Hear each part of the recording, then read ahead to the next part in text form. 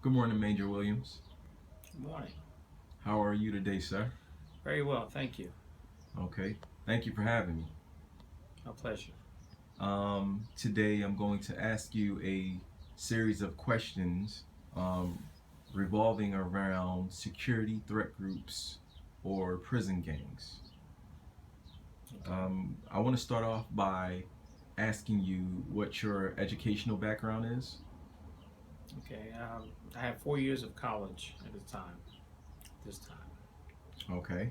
Um, and experience in this field of corrections. Okay.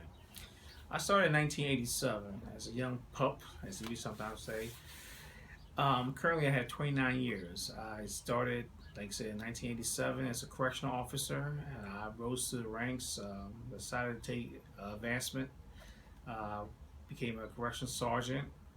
At that point, then I became a correctional lieutenant.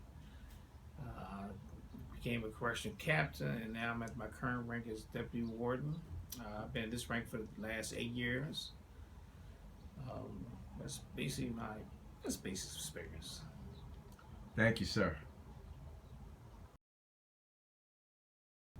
Okay, security threat groups or prison gangs, to summarize, is basically a group of individuals who come together through coercion, through fear, who bond together to form a group whose main purpose is to make it easier, comfortable for themselves. And the same notion, undermining security and the well-being of the institution itself. Security threat groups have always been there from the dawn of the first prison, because what happened, people bonded together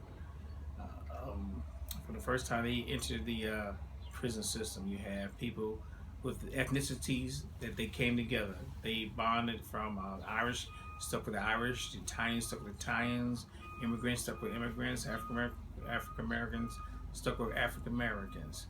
So they always have been there, but they were never recognized at a level that we have recognized them at this point. They were mainly concerned as being named as gangs at that time. Okay. And one of the main causes is that fear. Fear of the unknown, because once you walk in through those doors, you don't know what's going on. If you don't know if you are become a prey to a predator that's inside already, um, not know the unknown, you tend to uh, aggregate yourself to a group of people who you hopefully are familiar with. If not, may share the same beliefs you have.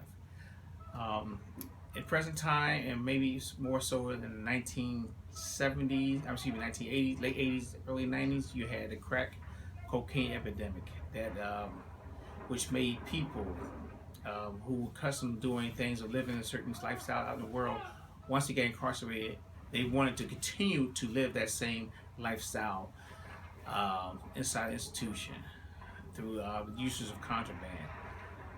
So, and once they got together, because our job is to maintain a safe, secure, orderly environment, their job is to basically try to live the same way, which then they cause a problem with the prison system itself, because they're trying to control contraband, um, and by doing this, they have to maybe settle with other groups through physical means.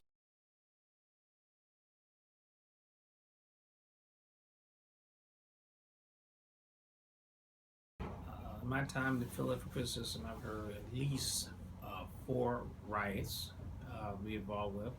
I've been involved with a couple of myself personally. One of the last ones was here at the Detention Center. That was in 1995. Holmesburg riot, 2 Holmesburg riots, 3 Holmesburg riots. I was involved personally in that one.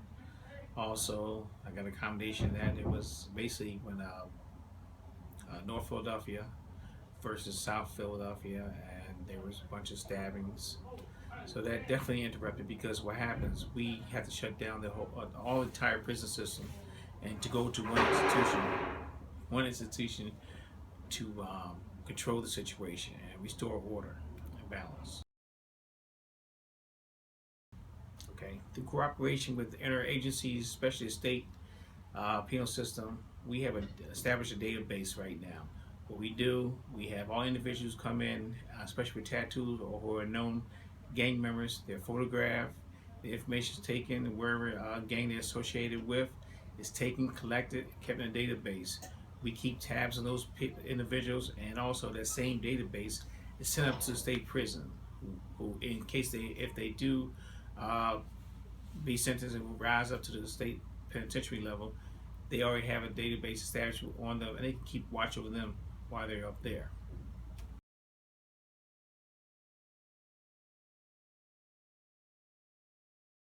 And it's not an easy answer. Um, I almost gonna say that you can't, because that unknown factor, the fear factor, first time somebody walks in. But one step is education. You have to educate somebody about life. Give them goals, give them something to achieve. By you, especially with education, because most of the people coming here have almost less than the 8th grade reading level. Once you educate them, then they can see possibly what mistakes or what was put forth what they can do out in the world once they get released. Because one thing, they have to go home eventually. Everybody here is not a murderer. Everybody here is not a killer. But whatever reasons out there in the world, they did what they did to get in here.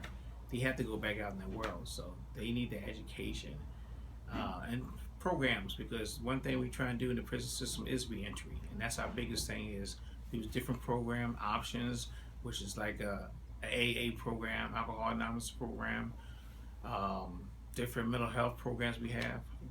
We have to try to get these guys different options for them to see that it's not about the gang life, but it's about the individual life, because you can't live with the gang out there in the street, in the world, in the house.